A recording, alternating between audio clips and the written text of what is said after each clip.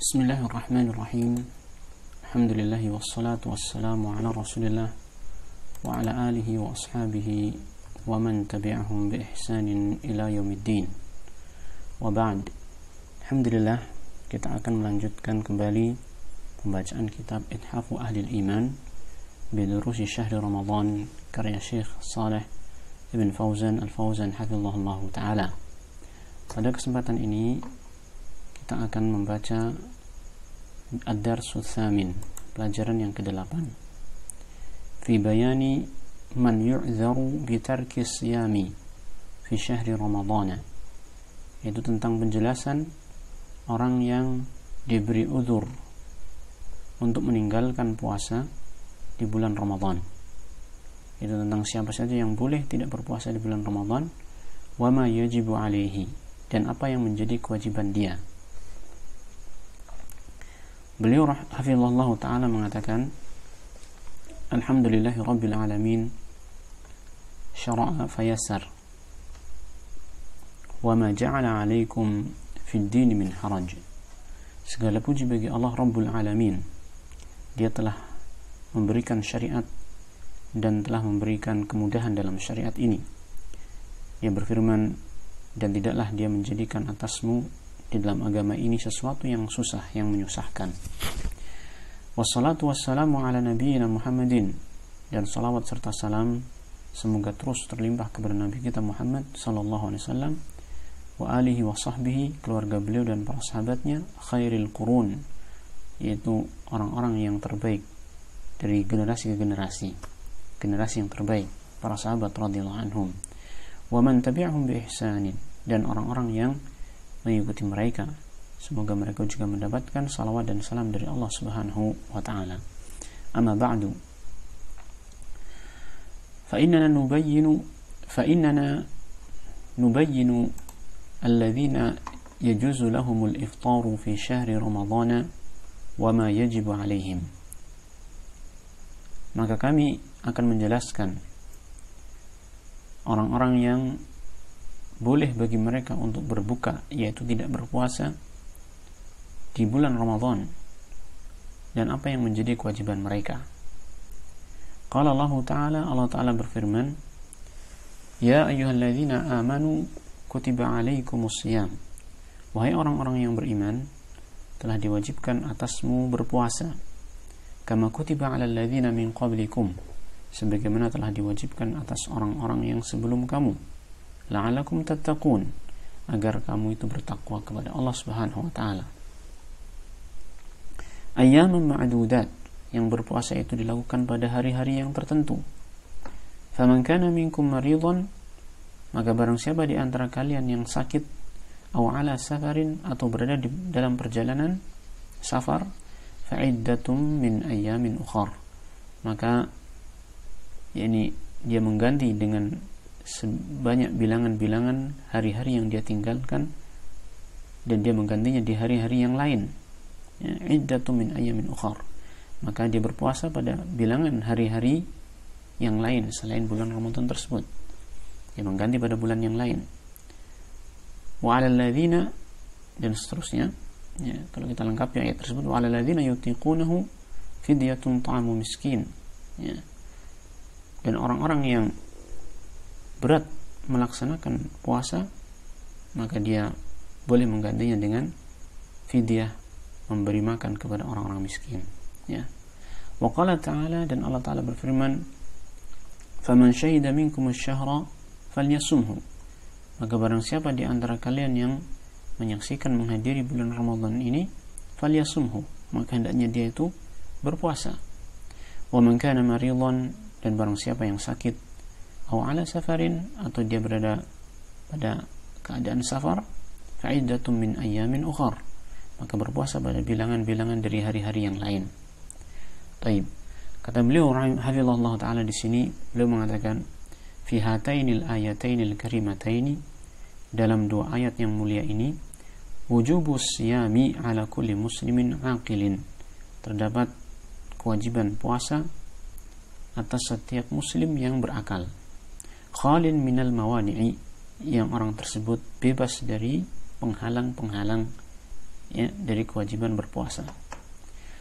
Adraka syahra Ramadan, yang orang tersebut mendapati bulan Ramadan. Ini kewajiban bagi orang yang muslim berakal, ya, tidak mendapatkan penghalang dan dia ini bertemu dengan bulan Ramadan, maka dia wajib untuk berpuasa. Fayalzamuhu asyamu, maka dia wajib untuk berpuasa adaan, dilaksanakan pada waktunya, fi syahri Ramadhan, di bulan Ramadan, au qadaan, atau dilaksanakan pada waktu yang lain, ya, in lam yatamakkan minas siyami adaan, jika dia tidak memungkinkan, tidak mampu untuk berpuasa adaan di waktu Ramadan tersebut. Ya, jadi ayat ini menunjukkan bahwasanya puasa Ramadan itu wajib, ya, tidak boleh tidak.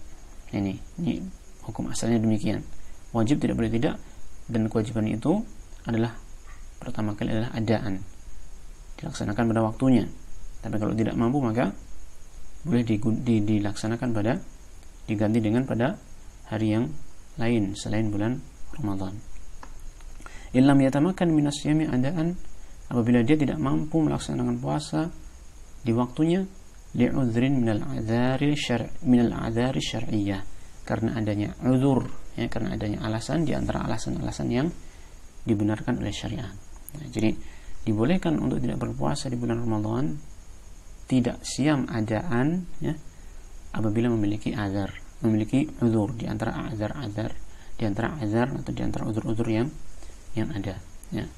Nah, kemudian beliau di sini menyampaikan tentang siapa yang memiliki uzur tersebut yang dibolehkan untuk tidak berpuasa.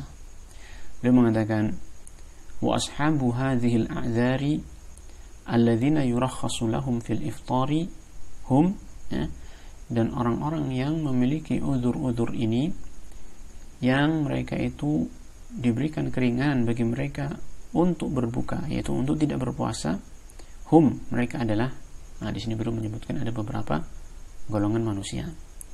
Yang pertama, al-marid, yang pertama adalah orang yang sakit. Ini dia memiliki uzur, yaitu sakit, ya.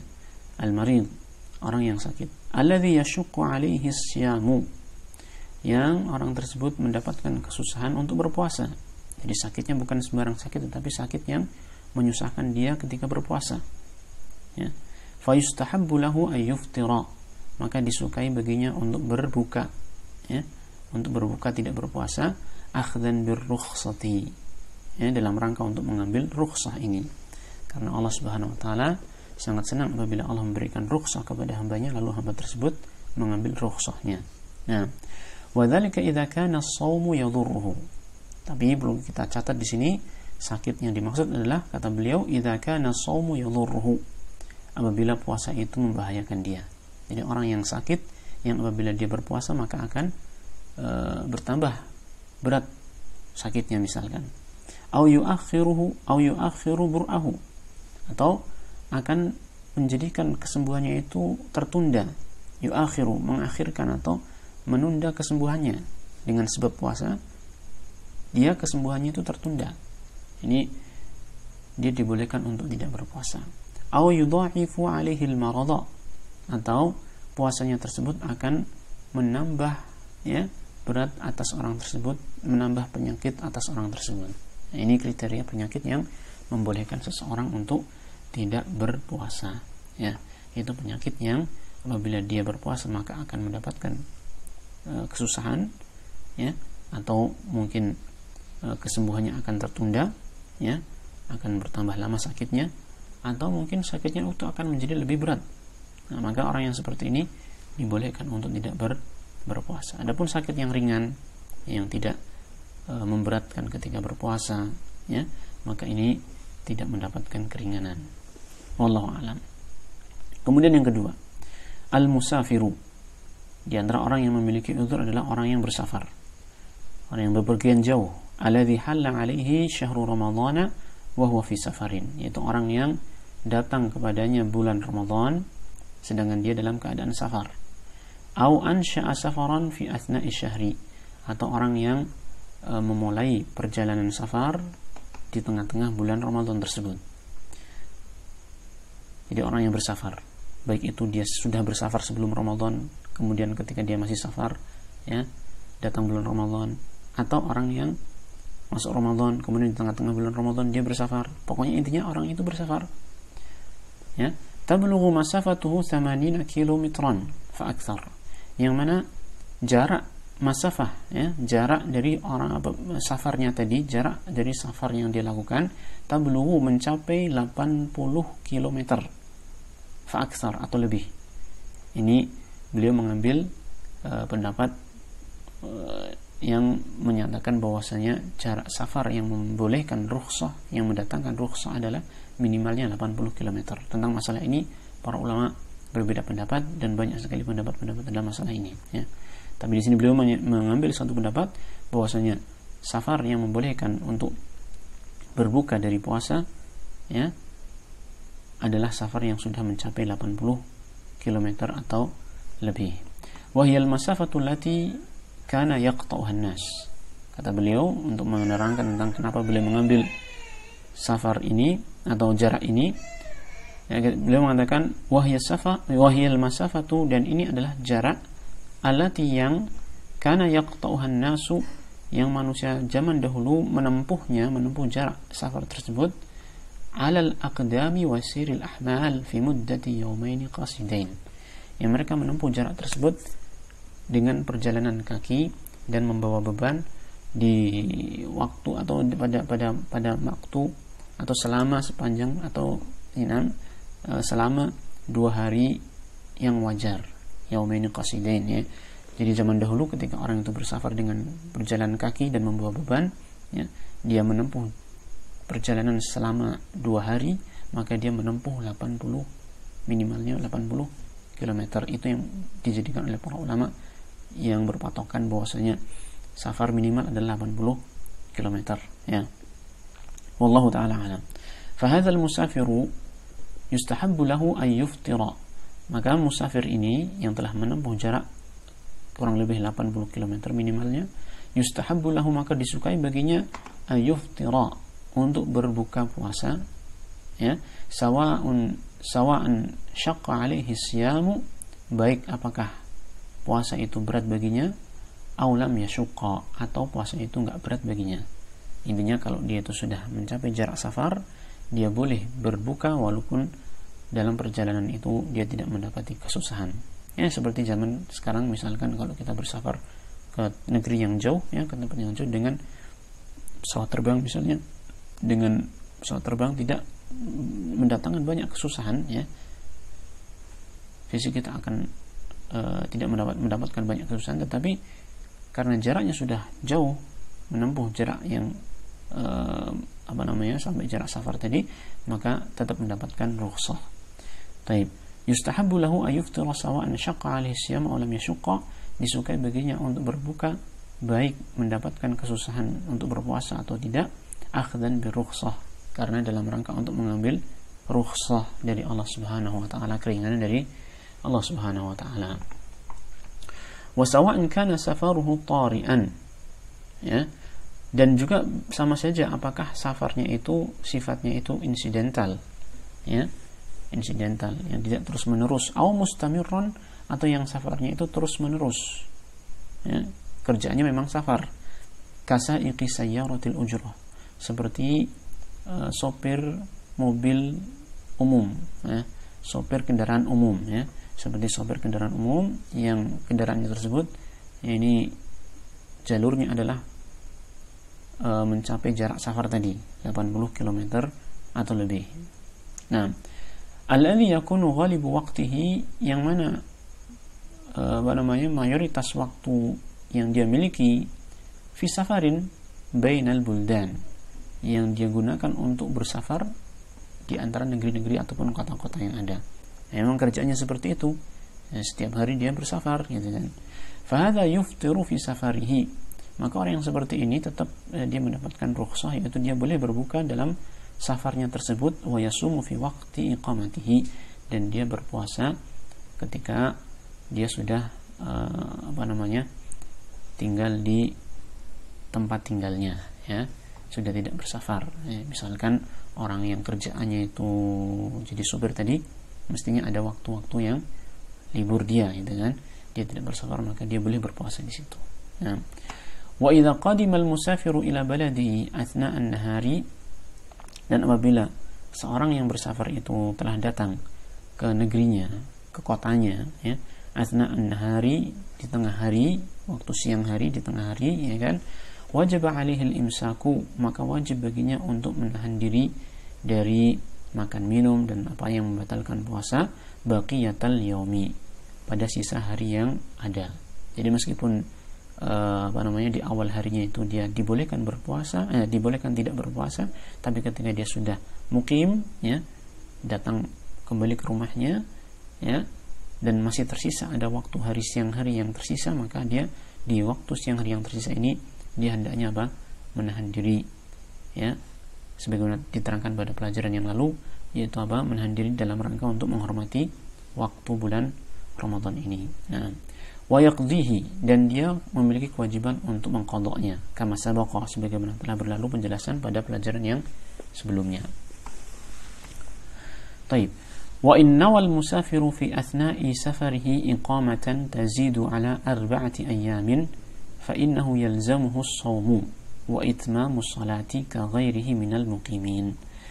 Apabila orang yang bersafar itu berniat fi athna'i safarihi, di tengah safarnya itu dia berniat iqamatan, untuk tinggal, ya, tazidu ala 4 ayam, tinggal lebih dari 4 hari.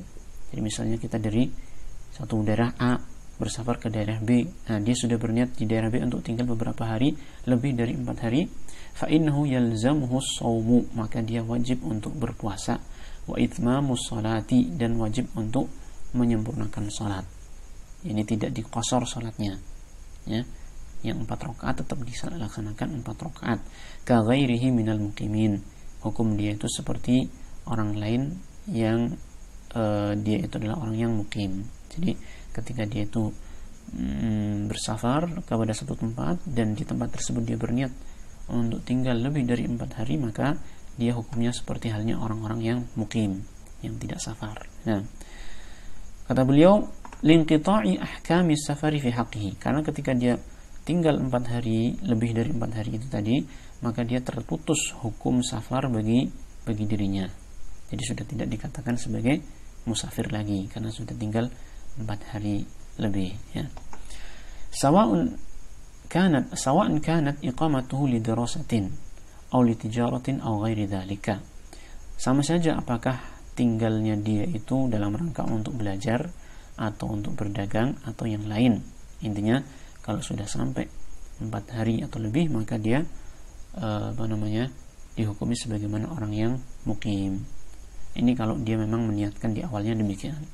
Tapi wa inna wa iqamata 4 ayyamin fa aqalla, apabila dia meniatkan untuk tinggal di tujuan safarnya itu kurang dari 4 hari, ya, 4 ayyamin fa aqalla, kurang dari 4 hari, au aqama liqada'i hajatin, atau dia tinggal untuk menunaikan hajatnya, la yadri mata tanqadi, yang dia tidak tahu kapan hajatnya itu selesai, falahul iftaru, maka dia boleh untuk berbuka, li'adamin qita'i safari fi haqqihi, karena ini belum terputusnya hukum safar pada dirinya.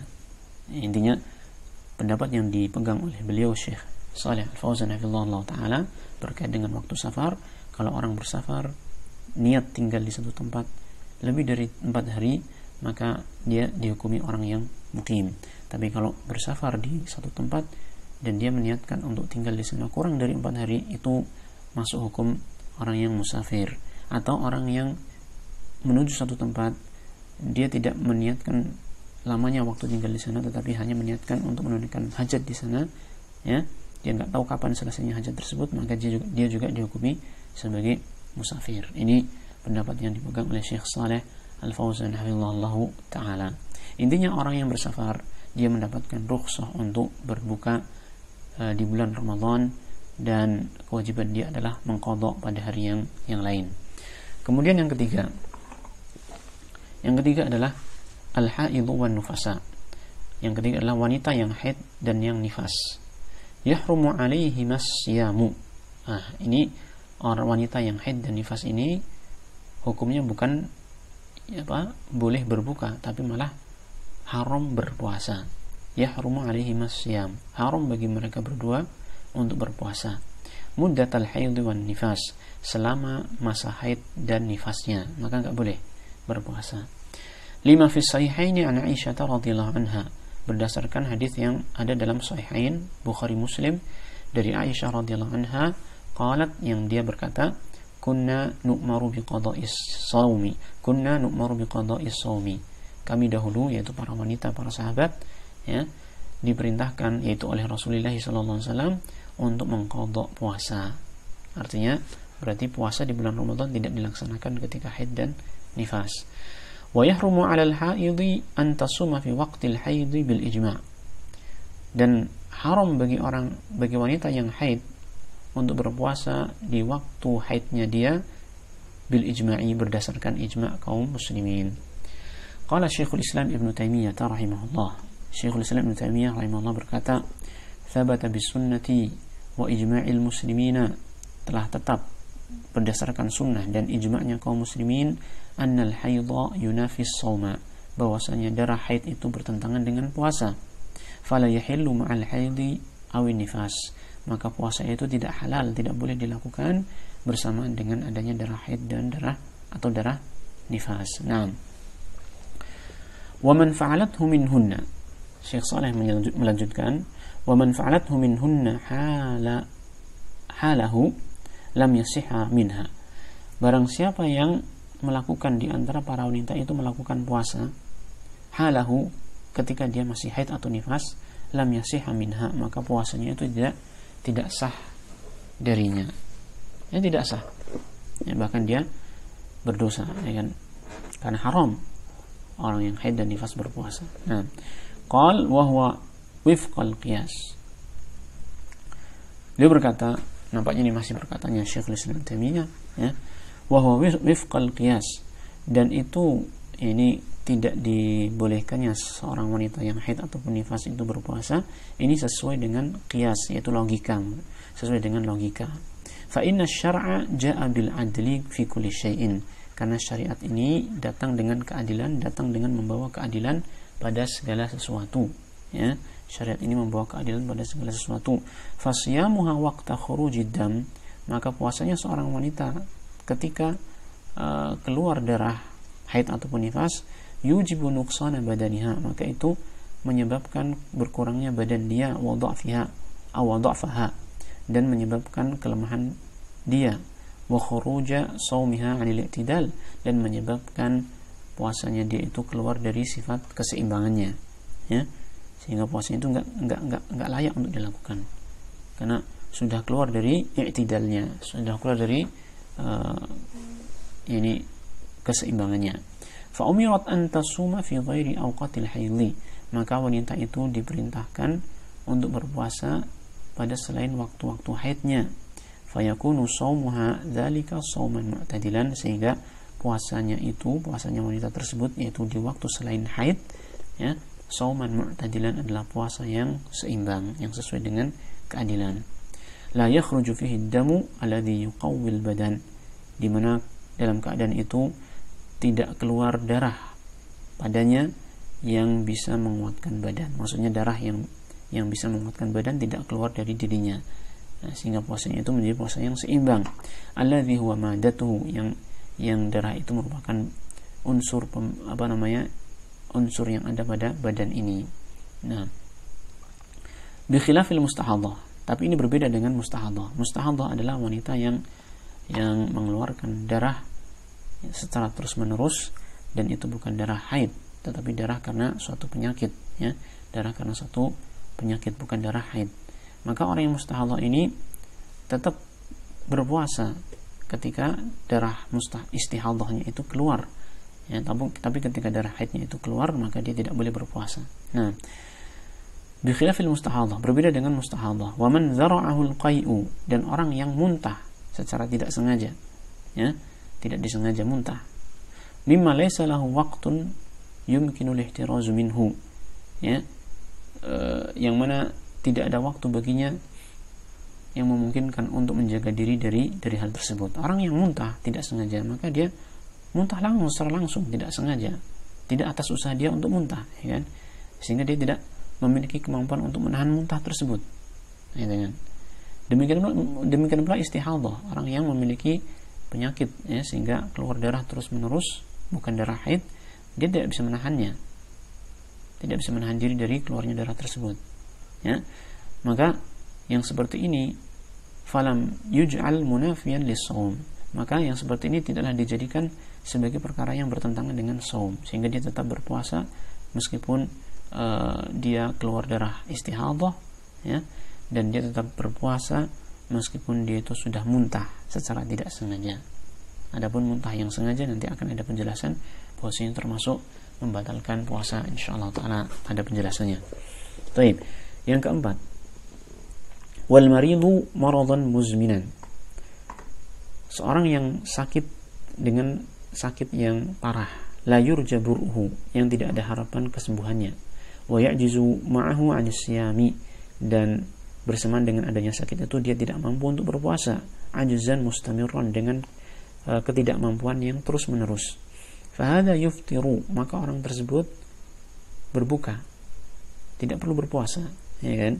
Wa yut'imu an kulli yawmin miskinan, dan dia memberi makan setiap hari yang dia tinggalkan itu diberikan makan satu orang miskin, ya, dia memberi makan satu orang miskin bimiqdari nisfi sa'in minal burri wa ghairihi, dengan kadar makanan yang dia berikan adalah setengah sa', ya, yang berupa gandum atau yang lain. Setengah sa' itu kalau ukurannya adalah seperti halnya kita zakat itu setengahnya, karena zakat fitrah itu, zakat fitri yang kita keluarkan itu kan satu sa', dan ini adalah setengah sa'-nya. Jadi sekitar setengah ukuran dari zakat fitri kita itu untuk kita berikan pada satu orang miskin setiap hari yang kita tinggalkan, atau setiap hari yang ditinggalkan oleh orang yang sakit tadi. Walaysa alaihi qada'un, dan tidak ada kewajiban qada' bagi dia. Jadi orang yang sakit tidak punya harapan sembuh, maka nasallallahu alaihi wasallam, maka orang tersebut kewajibannya adalah membayar fidyah, ya, membayar fidyah, memberi makan satu orang miskin, ya, setiap harinya, yaitu seukuran setengah sa' atau setengah ukuran zakat fitrah yang kita keluarkan, dan tidak ada kewajiban qada' bagi orang tersebut. Dan yang kelima, al-kabiru wal harim, wal kabiru wal harim alladhi la yastati'u shauma, orang tua yang sudah lanjut usia yang tidak mampu untuk berpuasa. Fahada yuftiru wa yut'imu an kulli yawmin miskinan, maka orang ini sama dengan yang keempat tadi, yaitu dia berbuka dan memberi makan setiap hari yang dia tinggalkan itu satu orang miskin, wala qada'a alaihi, dan tidak ada qada' atasnya. Ini orang tua yang lanjut usia. Nah, di catatan kaki ini ada satu tambahan yang cukup penting, ya. Idza kana aqluhu baqiyan, ini orang tua yang akalnya itu masih ada, yang belum pikun, ya, belum pikun. Amma idza lam yakun indahu aqlun, akan tetapi adapun jika orang tersebut sudah tidak memiliki akal, yaitu sudah pikun, ya, akalnya itu sudah enggak beres karena sudah saking tuanya, wala fikrun, dan tidak bisa memikir lagi, fala syai'a alaihi, maka tidak ada kewajiban bagi dia. Artinya tidak punya kewajiban untuk fidyah, tidak pula untuk qada, dan seterusnya. Puasa tidak wajib bagi dia karena sudah hilang sifat yang mewajibkan untuk berpuasa, yaitu akal, ya. Kemudian yang keenam, yang terakhir, wal hamilu wal murdi, orang yang hamil dan menyusui, wanita yang hamil dan menyusui.